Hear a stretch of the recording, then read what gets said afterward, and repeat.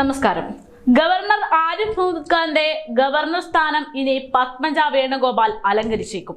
അതിനുള്ള പണി സുരേഷ് ഗോപി തുടങ്ങിക്കഴിഞ്ഞു എന്നത് സൂചന. അതെ, കോൺഗ്രസ് വിട്ട BJP-യിലേക്ക് എത്തിയ പത്മജയ്ക്ക് ഗവർണർ പദവി നൽകുന്നു എന്ന തരത്തിൽ റിപ്പോർട്ടുകൾ നേരത്തെ തന്നെ പുറത്തു വന്നിട്ടുണ്ട്. ഇപ്പോൾ അത് യാഥാർത്ഥ്യമാകാൻ പോകുന്നു എന്നുള്ള സൂചനകളാണ് പുറത്തുവരുന്നത്. ആരിഫ് മുഹമ്മദ് ഖാന്റെ പിൻഗാമിയായി പത്മജ വേണുഗോപാൽ കേരള ഗവർണർ ആയേക്കുമെന്നുള്ള അഭിപ്രായങ്ങളും സൂചനകളും പുറത്തു വരികയാണ്. പത്മജയെ BJP-യിലേക്ക് എത്തിച്ച സുരേഷ് ഗോപി നൽകിയ വാഗ്ദാനങ്ങളിലൊന്ന് പാർട്ടിയിൽ ഏറെ പ്രധാനമെന്ന രീതിയിൽ ഒരു സ്ഥാനം നൽകും എന്നതാണ്. MP ആയതിനു ശേഷം തന്റെ വാക്ക് അദ്ദേഹം പാലിക്കാൻ ഒരുങ്ങുന്നു എന്നുള്ള തരത്തിലാണ് വാർത്തകൾ പുറത്തുവരുന്നത്.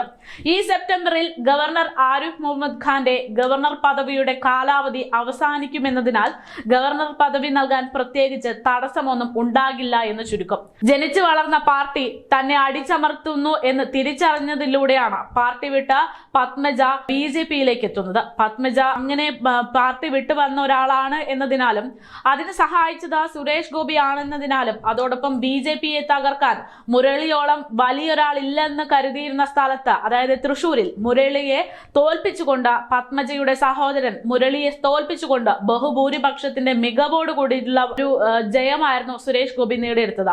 അദ്ദേഹമാണ് ഇത്തരമൊരു തീരുമാനത്തിന് പിന്നിൽ എന്നത് കാരണമെല്ലാം രാഷ്ട്രീയ കേരളത്തിൽ ഇത് ഒരു ഏറെ പ്രധാനപ്പെട്ട വിഷയമായി തന്നെ മാറും എന്നതാണ് പറയേണ്ടിയിരിക്കുന്നത്. മാത്രവുമല്ല, 1967 മുതൽ 73 വരെ ഗവർണറായിരുന്ന V. വിശ്വനാഥൻ മാത്രമാണ് മലയാളിയായ ആദ്യ കേരള ഗവർണർ. അതിനുശേഷം BJP-യിൽ പ്രവേശിച്ച പത്മജ വേണുഗോപാൽ തന്നെയാണ് ഗവർണർ ആകുന്നത്. പത്മജ വേണുഗോപാലാണ് ഗവർണർ ആകുന്നതെന്നതും അതും ഒരു വനിതാ ഗവർണറായി എത്തുന്നതെന്നതും ഒരു ചരിത്രം കുറിക്കലായി മാറും എന്നതാണ് പറയേണ്ടിയിരിക്കുന്നത്. സുരേഷ് ഗോപിയെ സംബന്ധിച്ച ലോക്സഭാ തെരഞ്ഞെടുപ്പിൽ BJP-ക്ക് കേരളത്തിൽ ഒരു അക്കൗണ്ട് തുറന്നു കൊടുത്തു നൽകിയതിന്റെ ക്രെഡിറ്റ് നിലവിലുണ്ട്. അതിനൊപ്പം പത്മജയെ ഗവർണർ കൂടെ ആക്കിയാൽ അതിന്റെ മധുരം ഇരട്ടിയാകും. എന്തായാലും പത്മജയെ കേരള ഗവർണറാക്കാനുള്ള നീക്കങ്ങൾ ശക്തമാകുന്നു എന്നുള്ള സൂചനകളാണ് പുറത്തുവരുന്നത്. ഇതിന് ചുക്കാൻ പിടിക്കുന്നതാകട്ടെ സുരേഷ് ഗോപിയാണെന്നുള്ള തരത്തിലുള്ള വാർത്തകളും പുറത്തു വരുന്നുണ്ട്. സാധാരണഗതിയിൽ സ്വന്തം സ്ഥലത്ത് ഗവർണർ പദവി കൊടുക്കുന്നത് പതിവില്ല എങ്കിൽ പോലും നിലവിലത്തെ രാഷ്ട്രീയ സാഹചര്യത്തിലും രാഷ്ട്രീയ നിരീക്ഷണത്തിന്റെയും എല്ലാം അടിസ്ഥാനത്തിൽ പത്മജയ്ക്ക് തന്നെ കേരള ഗവർണർ പദവി നൽകിയേക്കുമെന്നുള്ള സൂചനകളാണ് പുറത്തുവരുന്നത്. പത്മജയെ BJP-യിൽ എത്തിച്ചതിന്റെ പിന്നിൽ സുരേഷ് ഗോപിയാണ് എന്നത് നേരത്തെ തന്നെ പുറത്തു വന്നിരുന്ന റിപ്പോർട്ടുകളാണ്. തൃശൂരിലെ വിജയത്തിന്റെ പിന്നിൽ പത്മജയുടെ BJP പ്രവേശനം കാരണമായെന്നാണ് സുരേഷ് ഗോപിയുടെ വിലയിരുത്തൽ. സഹോദരൻ K. മുരളീധരനെതിരെ ശക്തമായ നിലപാടെടുത്ത പത്മജ തൃശൂരിലെ മുരളി മന്ദിരത്തിൽ BJP പ്രവർത്തകർക്ക് വേദി നൽകിയിരുന്നു. തുടക്കം മുതലേ സുരേഷ് ഗോപി തൃശൂർ ജയിക്കുമെന്ന് പത്മജ പറയുകയും ചെയ്തു. ഉന്നത സ്ഥാനങ്ങൾ വാഗ്ദാനം ചെയ്താണ് പത്മജയെ സുരേഷ് ഗോപി BJP-യിൽ എത്തിച്ചതെന്നുള്ള വാർത്തകളും പുറത്തു വന്നിരുന്നു. ഇപ്പോൾ അതെല്ലാം യാഥാർത്ഥ്യമാകുകയാണ്.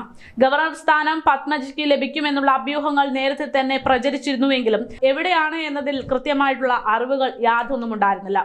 ഛത്തീസ്ഗഡ്, ഗോവ എന്നീ സംസ്ഥാനങ്ങളിൽ പത്മജ ഗവർണർ ആയേക്കുമെന്നുള്ള റിപ്പോർട്ടുകളായിരുന്നു നേരത്തെ പുറത്തു വന്നത്. എന്നാൽ ഇപ്പോൾ പത്മജയ്ക്ക് കേരള ഗവർണർ സ്ഥാനം നൽകുന്നത് BJP-ക്ക് ഗുണം ചെയ്യുമെന്നുള്ള വിലയിരുത്തലിലാണ് സുരേഷ് ഗോപി ഉൾപ്പെടെയുള്ളവർ.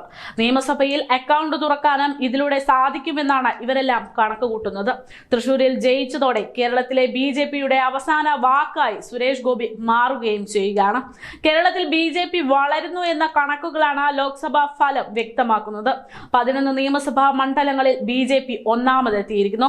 9 മണ്ഡലങ്ങളിൽ രണ്ടാമതെത്തിയിട്ടുണ്ട്. തിരുവനന്തപുരത്തെ കഴക്കൂട്ടം, വട്ടിയൂർക്കാവ്, നേമം, ആറ്റിങ്ങൽ, കാട്ടാക്കട, തൃശൂരിലെ പുതുക്കാട്, ഇരിങ്ങാലക്കുട, നാട്ടിക, തൃശൂർ, ഒല്ലൂർ, മണലൂർ എന്നിവിടങ്ങളിൽ BJP ഒന്നാമതെത്തിയിട്ടുണ്ട്.